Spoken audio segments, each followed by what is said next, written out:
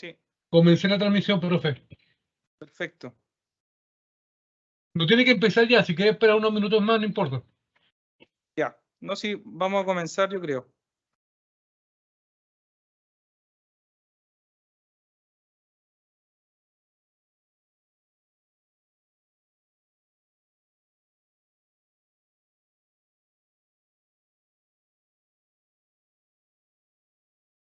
Ya, bien, en función del tiempo vamos a comenzar. No sé, Sergio, si me estoy viendo yo también ahora. ¿Sí? Sí, señor. Ya. Bien, en función del tiempo vamos a comenzar con este seminario titulado Ámbitos emergentes de la investigación en psicología de la educación, posibilidades actuales y futuras en la sociedad de pospandemia. Damos los saludos protocolares, ¿cierto?, a las autoridades de la universidad que nos han permitido realizar este espacio de encuentro donde vamos a compartir algunas experiencias de investigación que hemos construido desde el grupo de investigación en cultura, educación y transformación social. Y también damos los agradecimientos a quienes nos acompañan el día de hoy, ¿cierto? Hay profesores aquí invitados, estudiantes con los que hemos podido compartir, también representantes del Colegio George Chater English College, ¿cierto? Está bien mencionado, ¿cierto? Específicamente a Claudia Boydman, Isabel Fresno y Claudia Godoy. ¿Está bien? Y también a los colegas, educadores y compañeros de ruta con los que hemos compartido espacios en el ámbito de la investigación, a nuestros queridos estudiantes y colegas en general. Bien, a modo de contexto, ¿cierto? En este seminario que nos invita a pensar sobre la educación y sobre lo que se hace en materia de investigación, me pareció importante mencionar las palabras de nuestra célebre poetisa Gabriela Mistral, que decía muy sabiamente enseñar siempre en el patio y en la calle como en la sala de clase, enseñar con la actitud, con el gesto y la palabra. Nuestro seminario tiene 3 características. Es una invitación porque nos permite de una u otra manera repensar los procesos de enseñanza y aprendizaje en clave generativa, que ya explicaremos a lo largo del transcurso de este seminario por dónde va esa invitación. La segunda característica que tiene este seminario es que es un regalo. ¿Por qué? Porque se construye sobre la base de investigaciones con perspectiva de género cualitativamente diversas y conectadas con el territorio, en la que las colegas que aquí me acompañan y yo hemos podido sortear los diferentes obstáculos que ha instalado la pandemia para poder hacer investigación precisamente conectado con los fenómenos emergentes que hoy en día enfrentan las escuelas. Y la tercera característica de este seminario es que es una posibilidad, porque creemos que las reflexiones, dudas e inquietudes que van a surgir de estas ponencias permitirán germinar hacia nuevas posibilidades para repensar la educación. Entonces, para todos los que nos acompañan, los valientes que nos acompañan, los y las valientes que nos acompañan en estas actividades presenciales, que para muchos probablemente es la primera que hacemos acá en Temuco, ¿cierto? Hay algunos datos que son interesantes de mencionar. Al menos 200 millones de niños en edad escolar viven en 31 países de bajos y medianos ingresos que en el fondo durante la pandemia tuvieron muy pocas posibilidades de tener procesos educativos de calidad. Además, la enseñanza preescolar nuevamente sigue siendo el nivel educativo más descuidado. Cuando pensamos en países exitosos como Finlandia, Singapur, Reino Unido, Canadá, nos preguntamos qué es lo que tienen distinto ellos de nosotros. Fundamentalmente es que sus políticas públicas hace ya más de 20 años han puesto los énfasis en la educación preescolar. Otro elemento importante, ¿cierto?, que ha instalado la pandemia son las relaciones que establecen los niños, niñas y jóvenes en el contexto escolar. La violencia, el grooming, el bullying, los problemas de convivencia escolar y otro gran tema, cómo avanzamos en inclusión y diversidad. Y también, ¿qué pasa con el ejercicio de la profesión docente? ¿Qué le pasa a esa persona que ante todo es una persona que ha vivido los mismos problemas que todo en contexto de pandemia? Y además, pensemos en los indicadores de salud mental que existen en nuestro país y las implicaciones que ello tiene sobre la educación. Sin duda, son muchas problemáticas que nos invitan a reflexionar.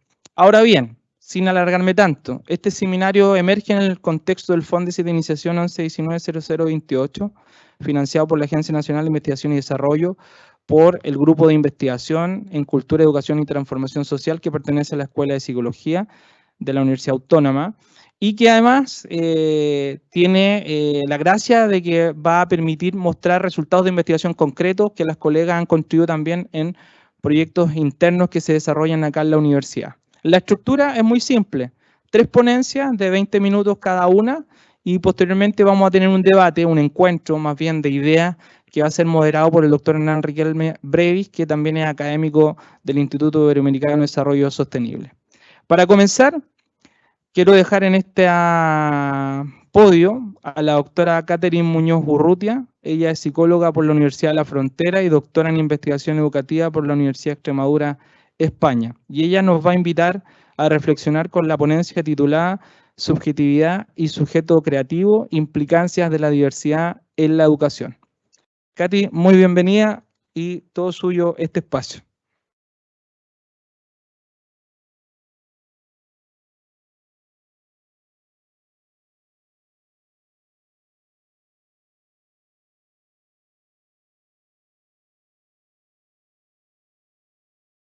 Hay un gobierno que partió siendo y teniendo como foco el sujeto político juvenil. Estábamos mirando a estudiantes secundarios, ¿era necesario? Sí. Estábamos mirando estudiantes secundarios y estudiantes de educación media. Y llegó la pandemia, como dice Eduardo. Eso hizo que se replegaran, que los estudiantes que estaban siendo activos el 2019 en las calles se fueran hacia las casas y que hubo un grupo, porque partimos en acercamiento a campo, en contacto con personas activas y estudiantes. Muy buenos días. Y un grupo súper interesante de las personas que estaba participando en ese momento, interesante porque cuando pensaba lo político, estaba pensándolo para cambiar las lógicas que estaban en las relaciones, incluso dentro de su hogar, eran las mujeres feministas que estaban trabajando activamente. Y ese grupo de personas se había ido a la casa, entonces fuimos a buscarlos a la casa, a ver qué estaban haciendo. Y un grupo muy particular de mujeres, muy interesante, fueron las mujeres mamás, que se habían ido a la casa y que eran estudiantes.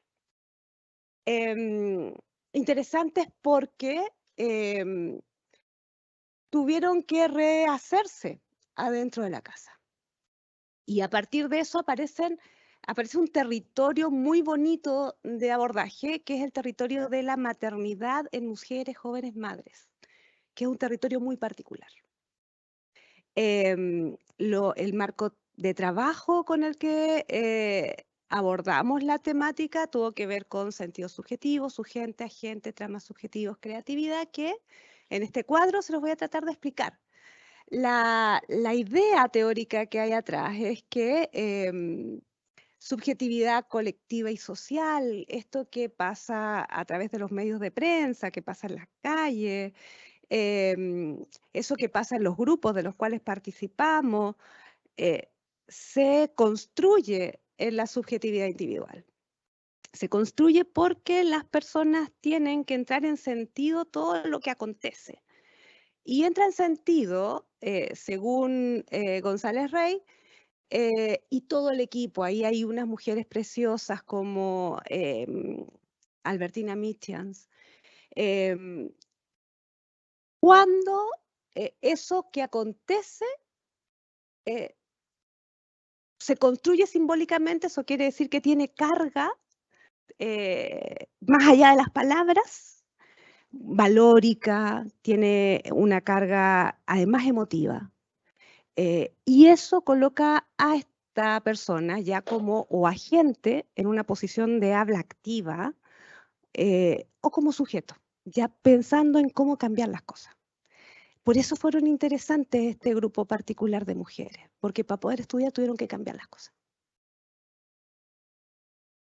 ¿Qué nos mostraron esas mujeres? Algo que veíamos en el mundo, que en pandemia entraron múltiples funciones al hogar, que las instituciones se fueron para adentro, que la diferencia entre lo público y lo privado había desaparecido en serio y que lo privado había sido invadido por los otros múltiples roles y funciones que ellas tenían.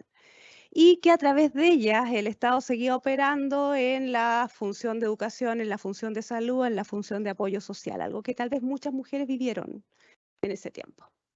Y que eso hizo una intensificación de la función y de los roles que ellas tenían. El estudio se analiza desde la lógica de González Rey, que es quien propone el modelo teórico. Él desarrolla la lógica de la epistemología cualitativa, ve al investigador como un sujeto que construye conocimiento con los actores con los cuales se contacta, entiende que el relato de vida es una forma en que ponemos al actor social en el lugar de sujeto historizador. Quienes participaron para este análisis son 22 madres, mujeres, estudiantes. Se buscaron indicadores emergentes en el relato de las mujeres, se compararon esos indicadores para poder hacer un análisis en que se busquen los espacios donde aparecieron estas formas activas de subjetivar. Lo primero que parece interesante es que son jóvenes. Y algo que empieza a aparecer en las mujeres madres jóvenes es que no necesariamente al nacer el hijo están en rol materno. Entonces tienen que aprender a ser mamá. Y que al inicio están en una función de hermanas de pronto, como fraterna, y pueden estar en un ánimo súper disfórico, como lo relata ella. Eso empieza a aparecer en muchos relatos. Y se encuentran en pandemia, a cargo del niño, a cargo de estudiar, algunas a cargo de trabajar, y todo el día con ellos. Por lo tanto, ya en el momento en que están siendo entrevistadas, están en cuestionamiento, viendo qué es lo que pueden hacer ahí.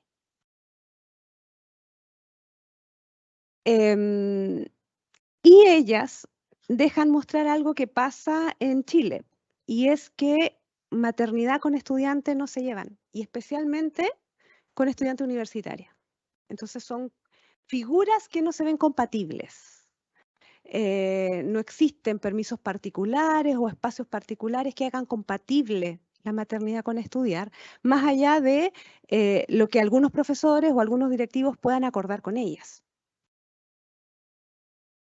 ¿Qué apareció al comparar los relatos y tratar de encontrar hilos comunes? Una forma de historizar. La mayor parte de ellas habló de sobrecarga, lo que es súper interesante porque post pandemia hay otras tesistas que están trabajando no se va. La sobrecarga y la maternidad siempre coexiste. Y por lo tanto en sobrecarga aparece la organización de una rutina, aparecen formas en las cuales organizar, en las que ellas son activas y la emoción tiene un fuerte componente que posibilita simbolizar y dar sentido a la vida. Y que además, al poder hacer eso, pueden entrar en sentido la relación con sus hijos. Y en un sentido que las hace estudiar y que las hace facilitar que sus hijos estudien. Entonces, ¿qué aparece en la pandemia en particular? Lo que está en negrito es algo que nos muestra que esta separación entre el espacio público y privado se va, entre el espacio íntimo y público se va, y que la casa deja de ser el espacio seguro, donde tenías un tipo de actividad muy diferenciada con tus hijos. Y de pronto todo empieza a hacerse en el mismo sitio. Y entonces la sobrecarga tiene sensación de malestar. La relación se vuelve difícil, demasiado intensa. Se intensifica, ellas hablaron, se intensificaron los roles, se intensificaron las funciones, se está todo el día con los niños están en la casa donde también tienen que hacer todo, jugar, estudiar, amigos, y por lo tanto se sentían muy exigidas. Ahí hay otra sensación más, la de colapso, la de cansancio, la de no poder seguir. sentir que tienen que parar, pero que no pueden.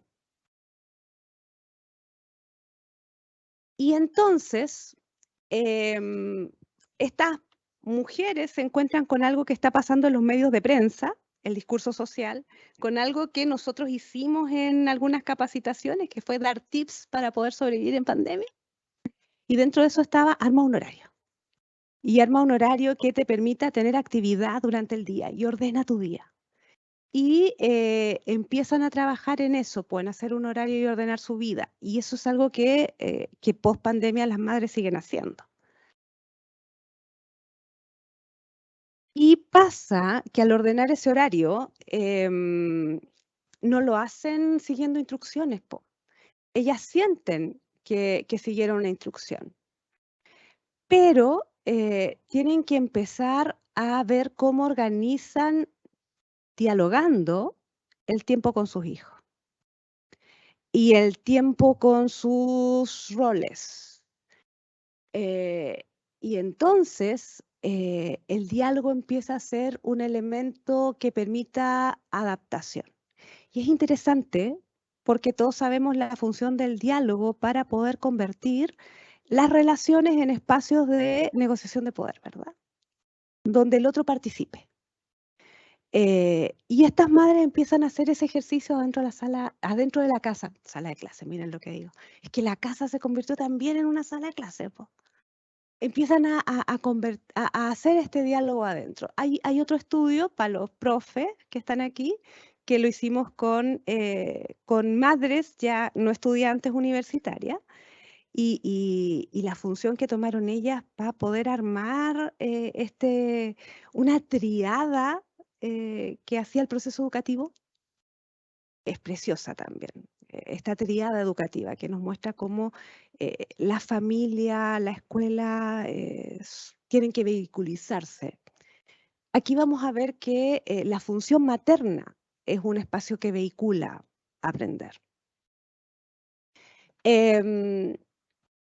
Entonces, en el diálogo aparece ya un espacio de diferenciación y un espacio de reconocimiento. Ella está aprendiendo a solicitar lo que ella quiere, ella pide, yo estoy tratando de entenderlo. Wow, el diálogo entonces abre que hay un otro que está enfrente. No hay un niño al que le doy instrucciones, no soy solo la que lo lleva a jugar. A los 20 años tengo que empezar a reconocer a ese otro como un otro que se construye.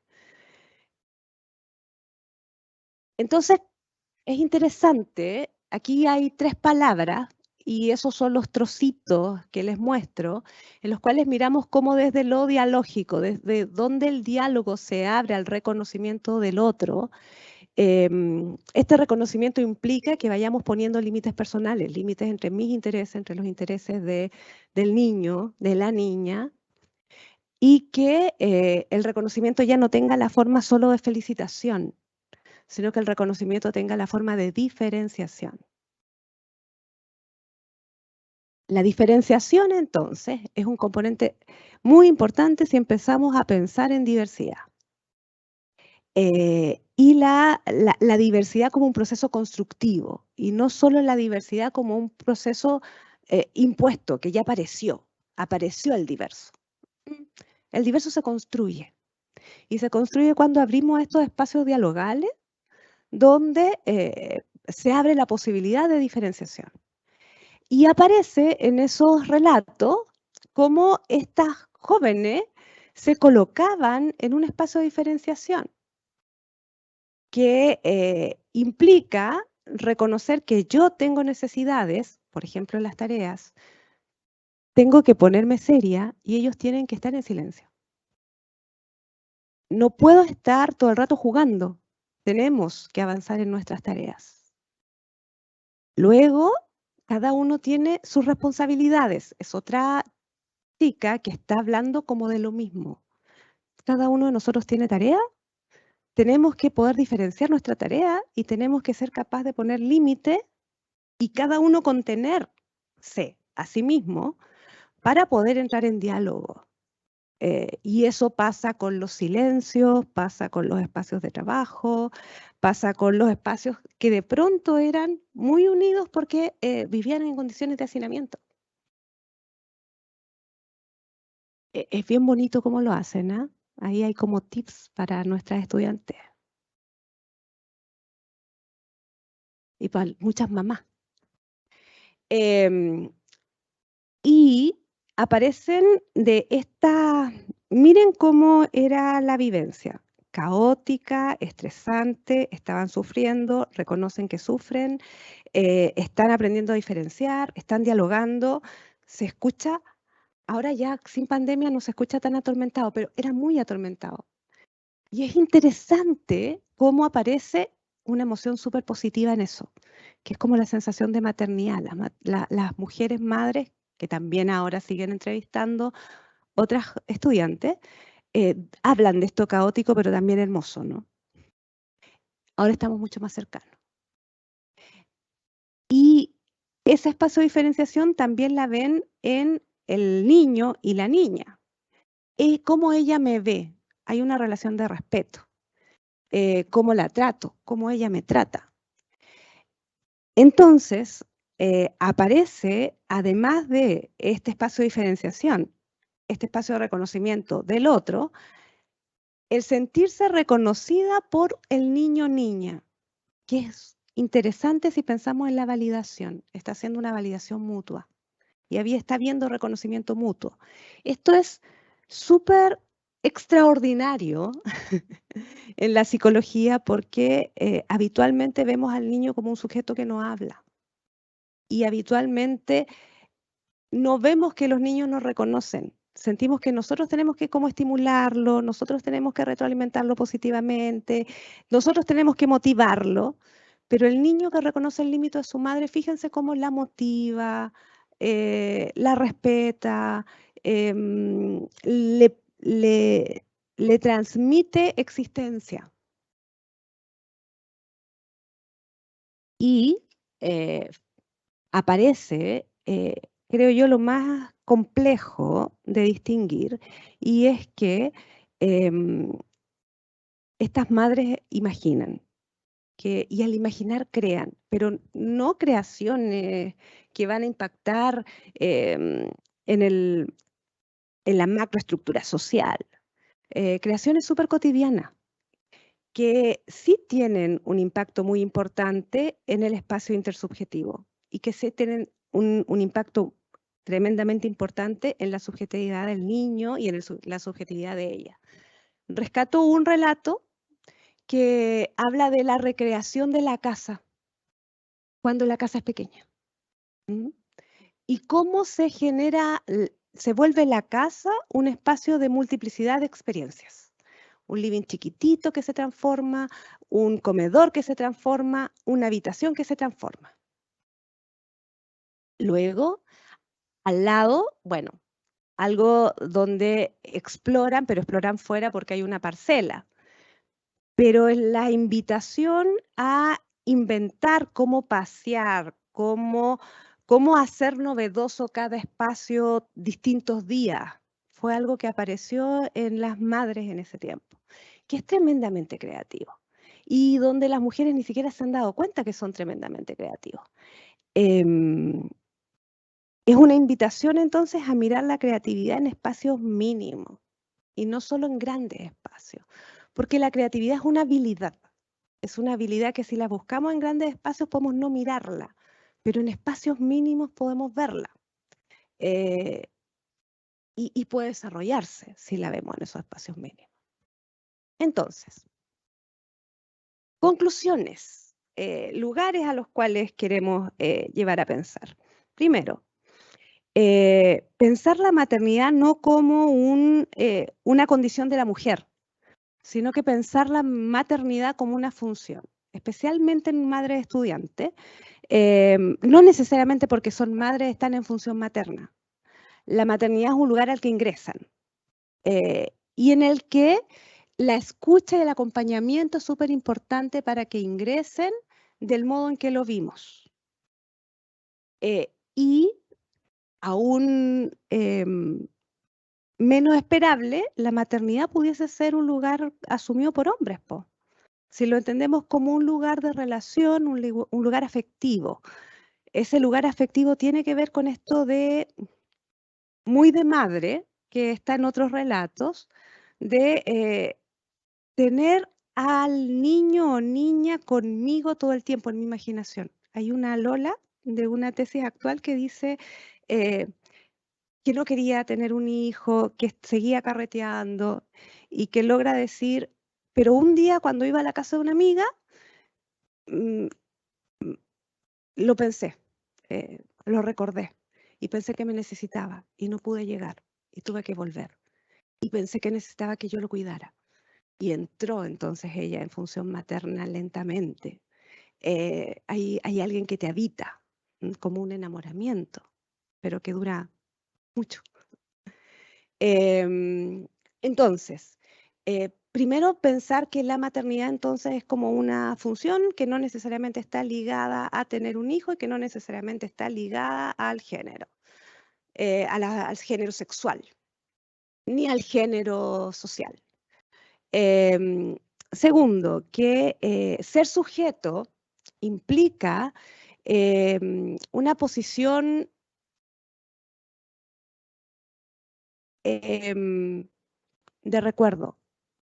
Aquí vemos que era nuestro refugio seguro, era nuestra casa club, era la casa. No está hablando de cómo era antes, está hablando de cómo la veo en el presente. Ser sujeto tiene que ver con que nada del pasado es pasivo, sino que todo recuerdo actualiza el pasado. Hay una construcción presente. Hay un sujeto en tanto desde que uno hace presente esa construcción. Y esa solo acción, fíjense lo que despliega. Entonces, en términos de enunciación, cuando escuchamos que alguien habla del pasado, construyendo el pasado en el presente, valoremos esa capacidad que está teniendo esa persona, porque a partir de eso, uno, se está construyendo a sí mismo y dos, está pudiendo diferenciarse para actuar en ese lugar. Y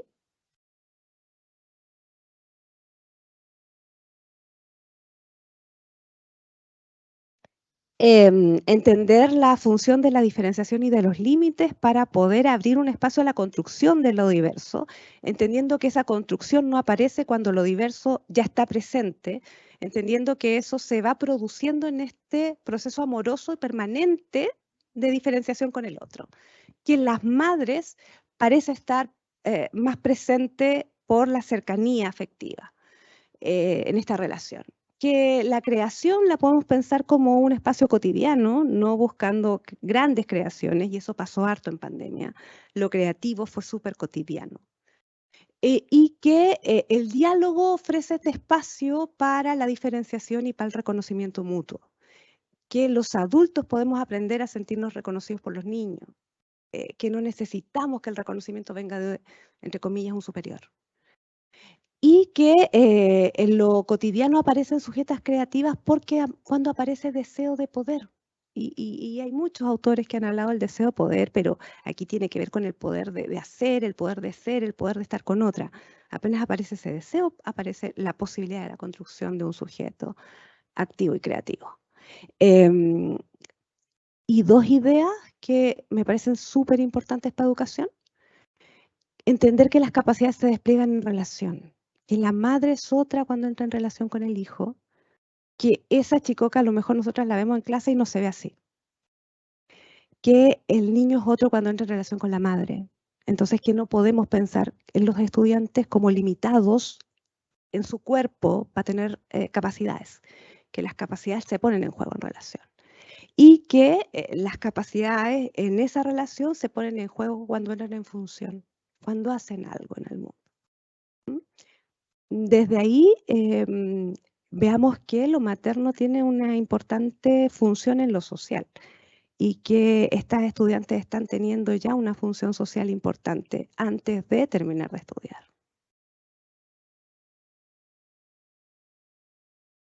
Le damos un aplauso a Catherine Muñoz, muchas gracias.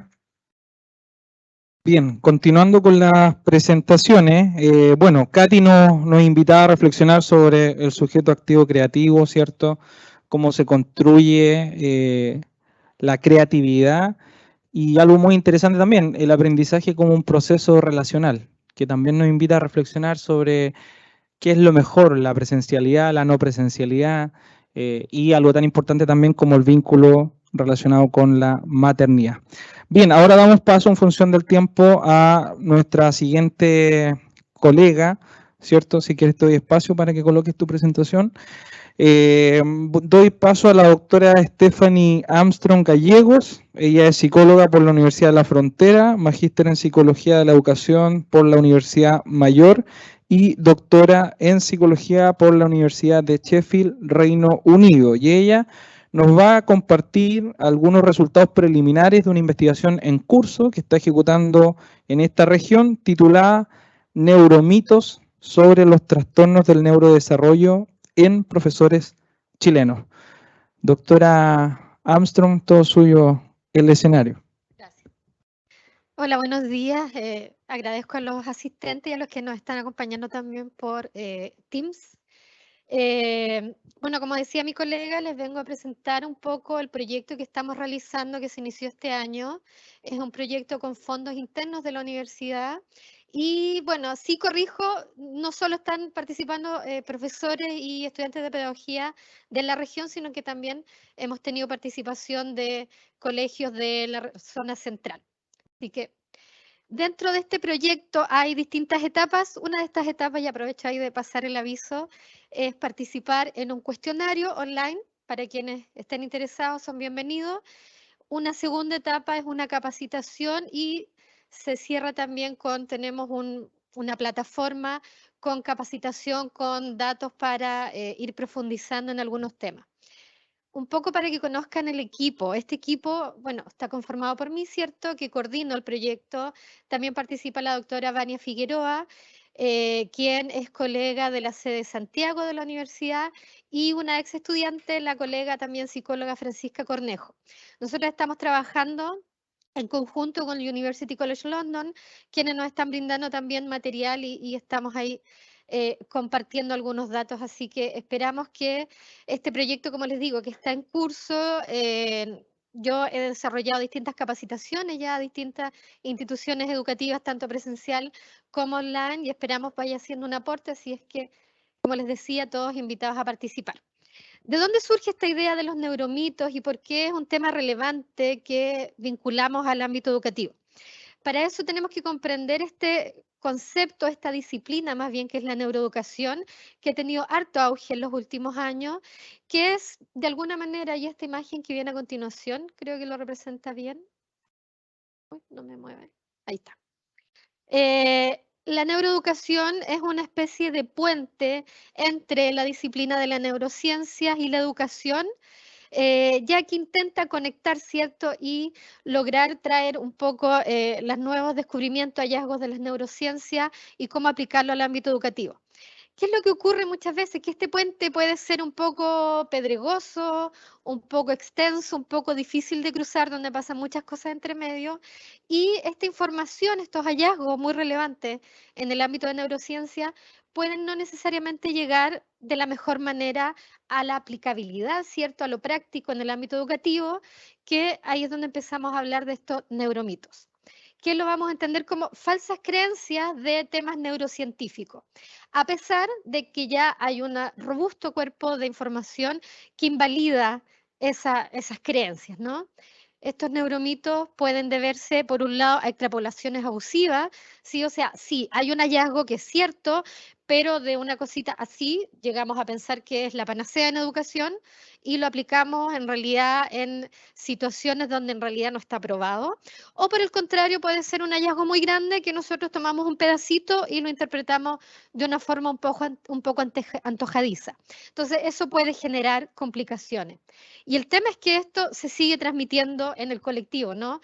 Yo, como psicóloga educacional y como psicóloga, creo que todavía me encuentro muchas veces en mi disciplina también con estos neuromitos que seguimos transmitiendo muchas veces a nuestros estudiantes. A pesar, como les digo, que ya hay un cuerpo de información importante que refuta algunas de estas creencias. ¿Qué pasa en Chile? ¿Qué es lo que ya se ha investigado? Esto no es nuevo que se está investigando. Se ha encontrado que hay alta frecuencia de adherencia a neuromitos en educadores en ejercicio.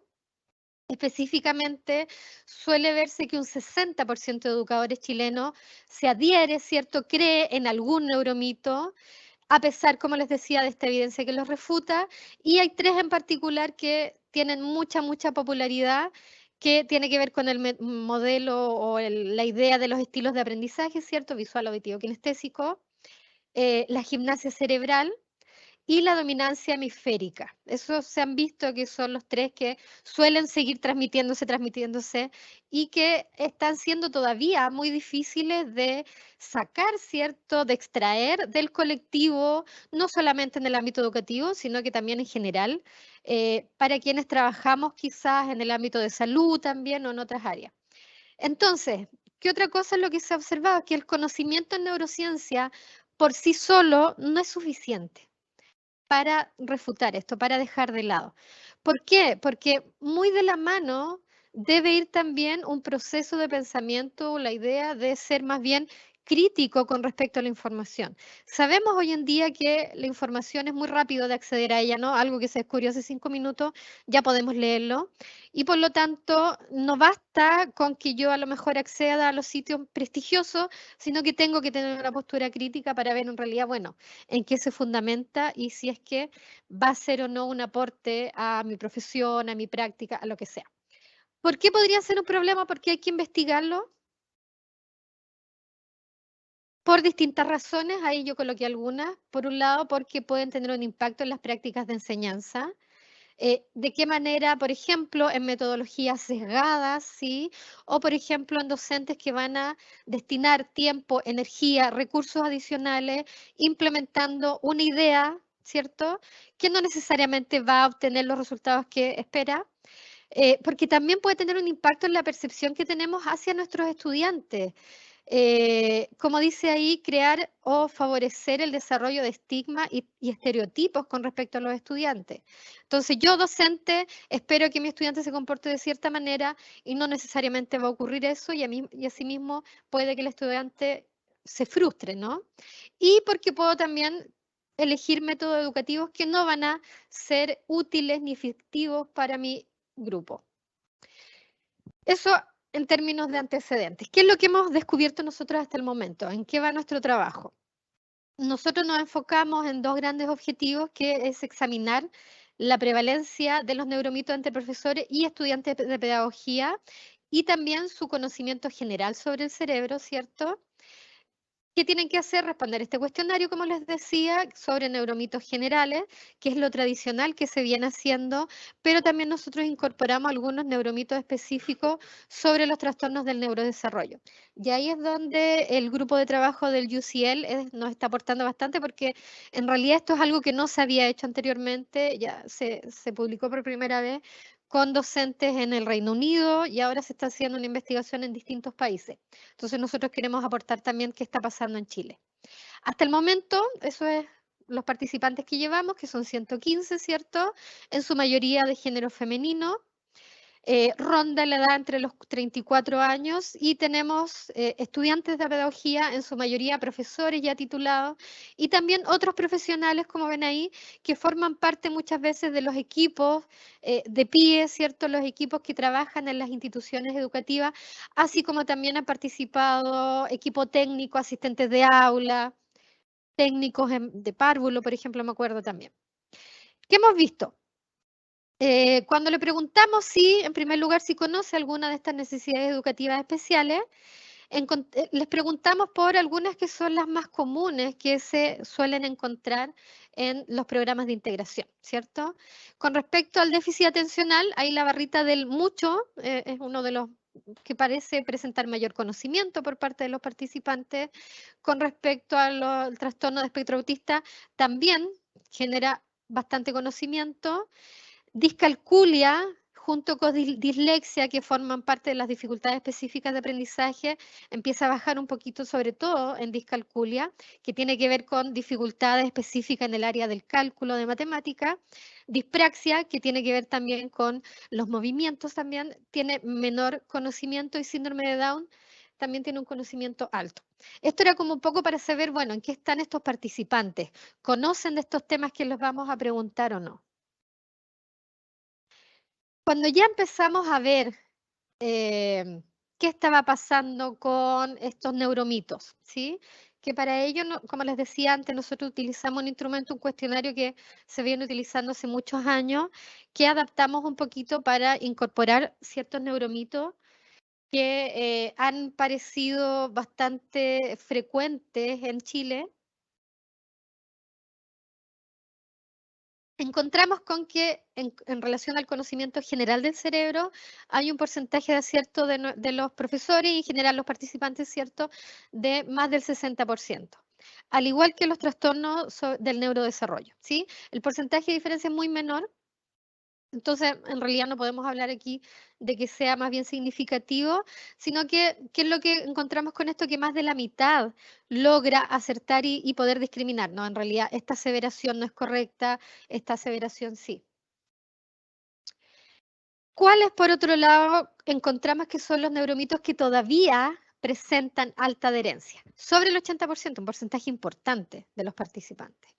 En primer lugar, que los niños que son ricos en estímulos mejoran el cerebro de los niños en edad escolar. Ese es uno de los neuromitos que más se repite con mayor adherencia con respecto a ella. ¿Y cuál es el problema con esto? En el fondo es que muchas veces estos neuromitos, como les decía, son extrapolaciones abusivas.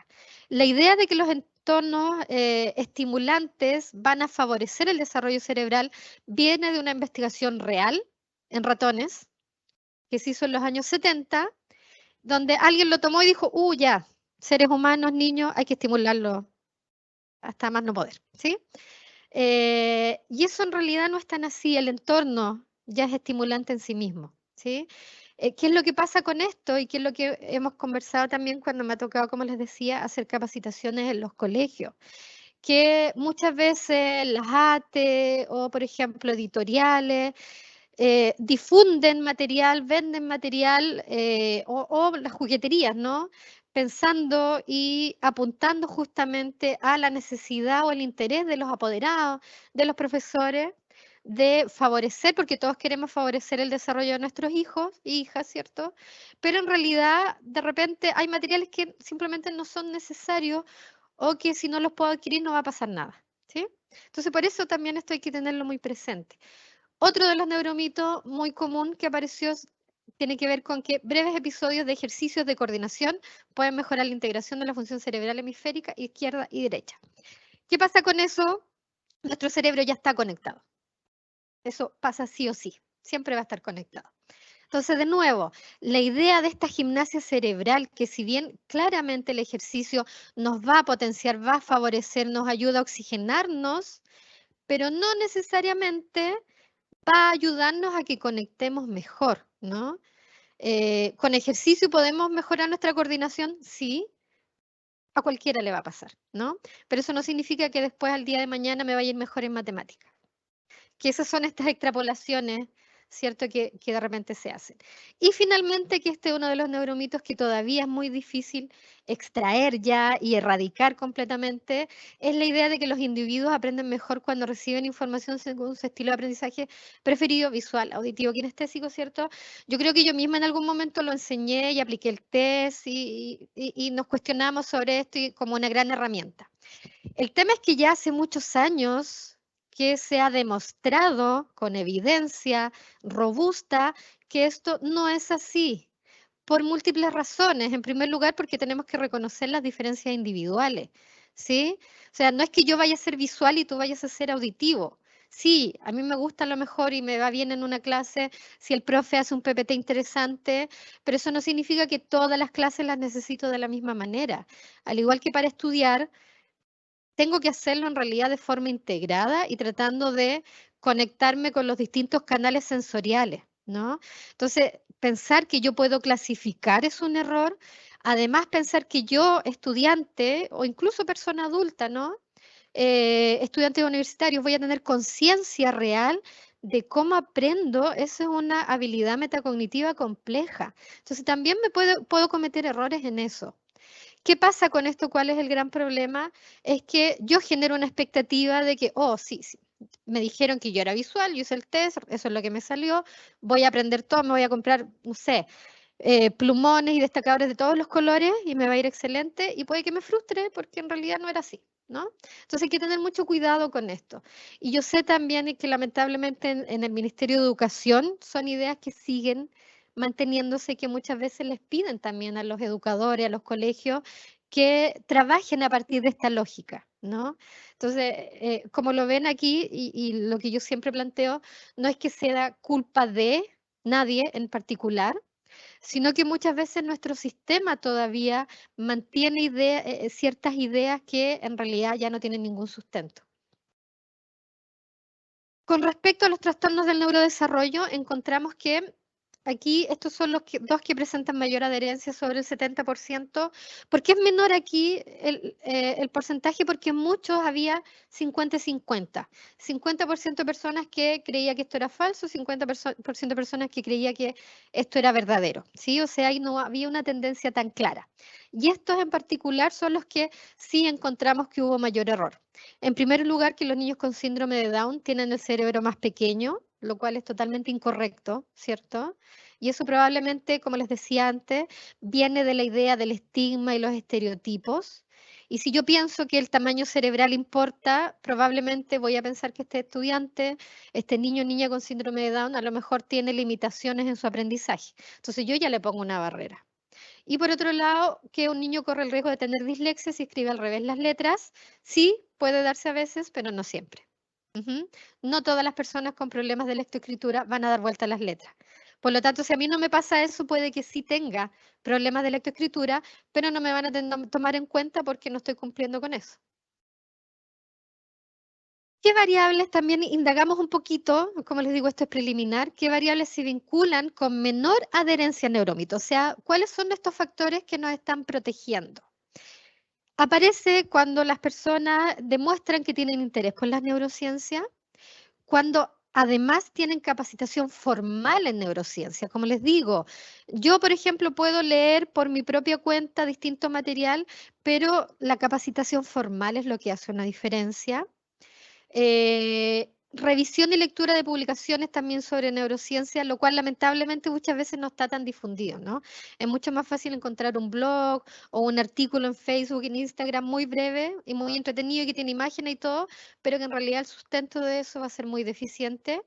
Y esto me parece muy interesante, que todavía no sé cómo interpretarlo. Los profesores que refirieron no tener experiencia práctica con estudiantes con necesidades educativas especiales, es decir, profesores que no han trabajado con estudiantes con estas características, tenían menor adherencia a neuromito. ¿Cómo interpretarlo? Ahí en un próximo vamos a ver qué pasa con eso. Primeras conclusiones de este estudio. El conocimiento sobre las afirmaciones generales del cerebro fue superior al rendimiento relacionado con los trastornos del neurodesarrollo, sí, y esto coincide con este estudio de Reino Unido, como les decía. O sea, sí tenemos bastante conocimiento sobre cómo funciona el cerebro en general, y con respecto a los trastornos del neurodesarrollo todavía hay bastante desconocimiento. Más allá de los estereotipos generales, nos cuesta ir a lo profundo, ¿cierto? Lo cual es esperable en personas que no trabajan directamente con ello. Pero si reconocemos, que yo lo hago de forma muy positiva, que en las instituciones educativas ya se están incorporando cada vez más estudiantes con necesidades educativas especiales, toda esta población neuroatípica, ¿cierto? Entonces, parece que sí hay una necesidad por capacitarnos. Ya no es una opción. Tenemos que entender y tenemos que saber cómo trabajar. Y por otro lado, los neuromitos más populares siguen presentando alta adherencia en educadores, y si se fijan, esto se viene investigando 2018, 2017 y seguimos encontrándonos. O sea, hay que hacer algo para que en realidad los docentes dejen de gastar recursos, energía y tiempo en preparar sus clases o tomar decisiones enfocadas en algo que en realidad no es cierto, ¿sí? Entonces, necesitamos mejorar la capacitación para docentes. Estos neuromitos populares, ¿no?, que se siguen transmitiendo, sugieren que las capacitaciones actuales no han sido suficientes, por otro lado, y que las creencias erróneas sobre los trastornos del neurodesarrollo pueden impactar entonces en cómo nosotros como educadores nos estamos vinculando. Los invito, hoy día en la tarde tengo otra jornada de capacitación para estudiantes y la próxima semana para público general, así es que interesados, si quieren participar, por favor escribirme, no hay ningún problema para que se inscriban. Esta capacitación va a ser online. Y ahí un poquito mostrarles para ver si enganchan y se entusiasman. Este es brevemente el curso de capacitación que tenemos armado en el aula virtual de la universidad, que está muy bonito, tiene material audiovisual, que estuvimos trabajando, que está traducido, así que totalmente invitados si quieren seguir profundizando en esto. Así que muchas gracias.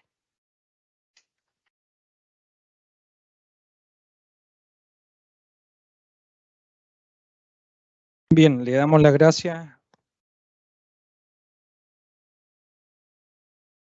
a la colega Stephanie Armstrong por compartirnos su presentación. Interesante tema sobre el cual en educación se discute mucho, las implicaciones de las neurociencias a la hora de comprender los procesos de enseñanza y aprendizaje y esta larga tradición de neuromitos, ¿cierto? Y que ha impactado definitivamente en la forma en la que a veces se orientan los procesos educativos. Denme un segundo que voy a colocar de nuevo compartir pantalla para que...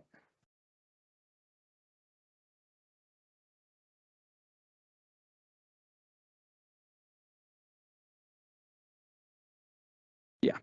Bueno, como verán, esto es un seminario autoorganizado, autogestionado, entonces estamos jugando en todas las posiciones. Ahora le vamos a dar el pase al doctor Eduardo Sandoval, que soy yo. Yo soy psicólogo de formación inicial, magíster en educación, doctor en ciencias humanas y postdoctorado en desarrollo evolutivo por la Universidad de Valencia. Y tengo el agrado de presentar con ustedes un resumen muy ejecutivo de lo que ha sido la ejecución del proyecto Fondesit de iniciación 11190028, que ha sido financiado por la Agencia Nacional de Investigación y Desarrollo y que además ha ido construyéndose en el alero del grupo de investigación que con las colegas hemos ido construyendo desde las bases prácticamente. Así que, bueno, espero sea de su agrado. Para mí es gratificante también que hayan conectado algunos profesores y profesoras rurales con los que yo he podido compartir a lo largo de estos 3 años. Saludos especiales a la gente de la región de Los Ríos, de la región metropolitana que pueden estar conectados y también de la región de la Araucanía. Así que bueno, sin más preámbulo, comenzamos. Bien, este seminario yo les decía que también podía ser visto como un regalo, porque de alguna manera uno de los constructos que yo he estado investigando durante el último tiempo es la generatividad. Y la generatividad, en pocas palabras, tiene que ver con cualquier tipo de acción, tarea o actividad que una persona ejecuta y que tiene un compromiso con el desarrollo de otros. Y que además busca dejar un legado que perdure en el tiempo. Y eso se puede aplicar en varios ámbitos. En el voluntariado que realizan los jóvenes en ciertos contextos, en la crianza de los hijos, Katy hablaba de la maternidad, por ejemplo, en la participación social o política de las personas, en la abuelidad, es decir, el vínculo que establecen los abuelos con los nietos, un recontrato con la vida, una resignificación de lo que ellos han hecho como padres, que ahora es una segunda oportunidad para conectarse con la descendencia, y particularmente cuando uno lo relaciona con la profesión docente. Aquí hay personas que se dedican a la docencia, a la enseñanza. Uno podría preguntarse, ¿sería irracional pensar o imaginar a alguien que abraza la pedagogía que no quiere dejarle o transmitirle algo a sus estudiantes? Sería irracional pensar un profe que no quiere ser recordado por sus estudiantes. Y por lo tanto ahí surge el interés de investigar específicamente la generatividad en profesores rurales. La generatividad tiene una larga data, yo no los voy a aburrir con aquello, pero fundamentalmente yo lo he estado investigando desde un modelo bien contemporáneo, que es el de Dan McAdams, que él lo ha investigado básicamente como rasgos de personalidad y cualitativamente ha diseñado una propuesta de abordaje a la generatividad y de estudio a partir de historias de vida, que es esta última perspectiva la que yo he tomado durante estos últimos 3 años. ¿Y por qué las escuelas rurales? Bueno, las escuelas rurales en Chile, ustedes sabrán que durante los últimos 20 años han enfrentado un proceso de cierre sistemático en el tiempo. Las escuelas rurales tienden a ser cuestionadas por problemas de infraestructura, baja matrícula, y como tienen baja matrícula no son rentables para el sistema. Y además, cuando se les compara los resultados que ellos obtienen con lo que se observa en el ámbito urbano, lógicamente hay muchas diferencias. Sin embargo, por investigaciones previas, nosotros empezamos a identificar que si bien bajo los parámetros que establece el Ministerio de Educación no obtienen grandes resultados, sí desarrollan aprendizaje y habilidades que tienen mucho sentido y pertinencia histórica, cultural y muy conectada con el territorio. Y además, que fue un gran tema, cómo las escuelas rurales continuaron desarrollando sus procesos educativos en un contexto de pandemia, donde las condiciones geográficas y de conectividad eran muy distintas. Entonces, pareciera ser que quienes llegan a esos contextos a desempeñarse no debe ser cualquier docente y además debe desarrollar habilidades que no necesariamente le entrega la universidad, ni siquiera en la formación inicial docente que se establece en los estándares definidos hace muy poco por el Ministerio de Educación. Entonces, ahí donde yo me centré específicamente y me hice, entre otras preguntas, ¿cierto? Tres interrogantes. Primero, no existe un plan de formación coherente y consistente con quienes van a ejercer la pedagogía en los contextos rurales. Al profesor se le prepara para desarrollar una práctica educativa en condiciones normales. Sin embargo, y eso es lo que hemos estado viendo, hoy en día el profesor está preparado para un estudiante genérico que no tiene dificultades de aprendizaje, que viene de una familia más bien prosocial y que además está interesado en lo que le van a transmitir en el colegio. Eso es un escenario ideal. La realidad es que en las aulas chilenas, sobre todo en la educación pública, eso no existe. Se vive una gran paradoja, en definitiva. Los profesores hacen como que enseñan y los estudiantes hacen como que aprenden, pero ninguno de los dos lo disfruta. Segunda interrogante. Bueno, el profesor que llega al ámbito rural, ¿qué es lo que vive en esos contextos? Tanto personalmente como profesionalmente. Y la tercera interrogante que a mí me hizo mucho sentido, bueno, ¿qué pasaría si a todos estos profesores que ya llevan varios años de su vida dedicados a la educación rural, ponemos en valor sus lecciones, sus saberes y los sistematizamos de manera que sirvan para quienes a futuro van a llegar a esos contextos o para quienes actualmente lo están pensando desenvolverse en esos ámbitos profesionales, ¿vale? Y a grosso modo, lo que a mí me interesó es poder caracterizar las pautas de comportamiento que muestran estas personas en esos contextos, ¿cierto? Y ver si hay componentes, dimensiones o acciones que se relacionan con la generatividad, ¿vale? Y específicamente me interesó profundizar en cómo se ha ido formando esa persona que llega a desempeñarse en esos contextos, luego cuáles son los saberes o criterios de acción pedagógica que despliegan en esos contextos, qué tipo de relaciones construyen y además cuáles son las estrategias que podrían favorecer este desarrollo potencialmente generativo. Desde el punto de vista metodológico, es una investigación de corte cualitativo, coherente con el estudio de las historias de vida. Se desarrolló en 3 regiones del país, específicamente la región metropolitana, la región de Los Ríos y la región de la Araucanía. Se entrevistó durante 3 años a 9 profesores y a 9 profesoras, quienes tienen una edad promedio de 60 años y que además acumulan 33 años de experiencia profesional en el contexto rural. Es decir, son profesores que pareciera ser que saben lo que implica la ruralidad y que han podido vivir además durante los últimos 30 años los procesos de cambio que la misma política escolar ha implementado para esos contextos, ¿ya? Entonces de ahí la gracia de poder estudiar la generatividad en sujetos que ya están sobre la mediana edad y que además tienen una capacidad para poder reflexionar sobre lo vivido, lo bueno, lo malo y los desafíos que han enfrentado en dichos contextos. Para el análisis de los datos, básicamente utilizamos análisis de contenido desde la lógica de la teoría fundamentada, desde la perspectiva de Bryan y Chermás, y lo utilizamos además con una herramienta de apoyo informático que es el en vivo, ¿vale? Así que yo les voy a presentar algunos de los resultados preliminares, ¿vale? A grosso modo, Este gráfico es bien interesante porque muestra en términos globales los aspectos principales que surgieron de esta investigación y que los agrupé básicamente en dos grandes ámbitos. Primero, cómo son esos comportamientos que muestran estos educadores y que en una primera línea pueden ser muy ad hoc para quienes están en el ámbito rural, pero también son tremendamente trascendentales para quienes están desempeñándose en contexto urbano.